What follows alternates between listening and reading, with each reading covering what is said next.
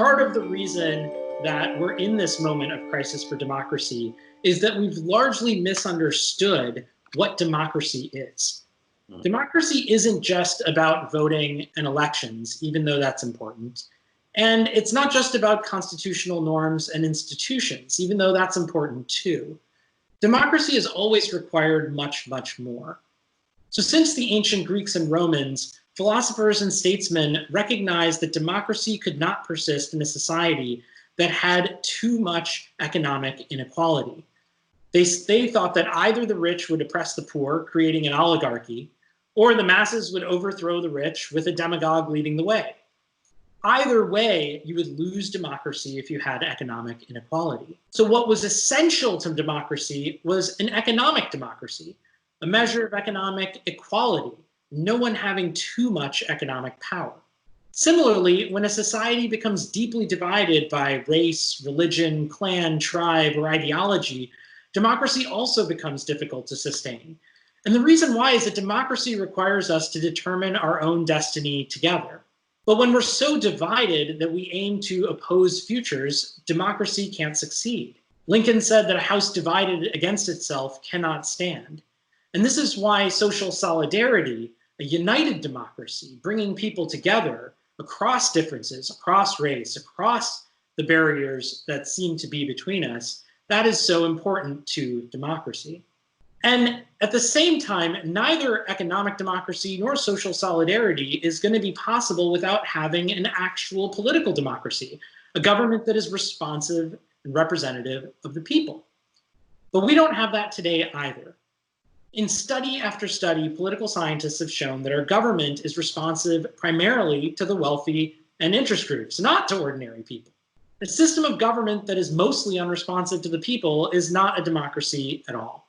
The core challenge today is that we've never actually and truly achieved what democracy requires. Democracy was severely restricted before the liberal era in the mid-20th century. But the people of that era reigned in economic power during the New Deal. They expanded economic opportunity through the GI Bill and investments in the new frontier. They fought a war on poverty to promote economic equality and build a great society. And in the midst of all those reforms, they struggled fiercely to end Jim Crow, integrate the nation racially, and promote equal rights for women and people of color. Because they knew that segregation could never mean equality, let alone solidarity. These efforts, of course, caused massive upheaval. Real democracy was visible on the horizon. But what happened then is that the late 60s and the 70s brought warfare and economic and social and political crises, and with them, the end of the liberal era and the beginning of the neoliberal one. And the neoliberal era's individualistic, market-focused ideology prevented the realization of democracy. It put economic growth above a strong middle class, and that led to century-high levels of inequality. It emphasized individuals over communities. It divided us by race and class and culture. And because it preferred markets to democracy, it looked away as the wealthiest people and corporations increasingly rigged government to serve their own interests, even at the expense of everyone else. So what I think is that if a new era of democracy is going to take hold, what we're going to need is a big agenda, an agenda that will actually create a united democracy by building social solidarity across race and by incorporating justice into every aspect of our public policy. It's going to require creating an economic democracy that breaks up economic power and expands economic opportunity for people all across America. And it's going to require reclaiming political democracy from lobbyists, from interest groups, and from wealthy donors, while ensuring that everyone can participate in the political process.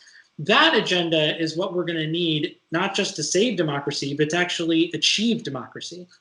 One of the problems with neoliberalism is that by elevating the idea of the market as this thing that is independent from democracy and from government, and even if it's not independent, preferencing it, as opposed to preferring, say, public programs, is that it tells people that you really don't have that much to get out of government, and that the market is the thing that provides goods, provides services, and that the market is independent of the choices that we make as a society.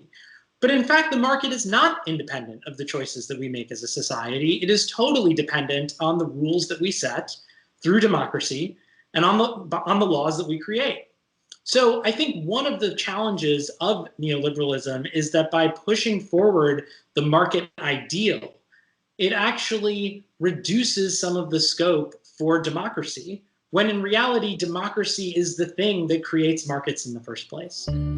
Get smarter faster with new videos every week from the world's biggest thinkers.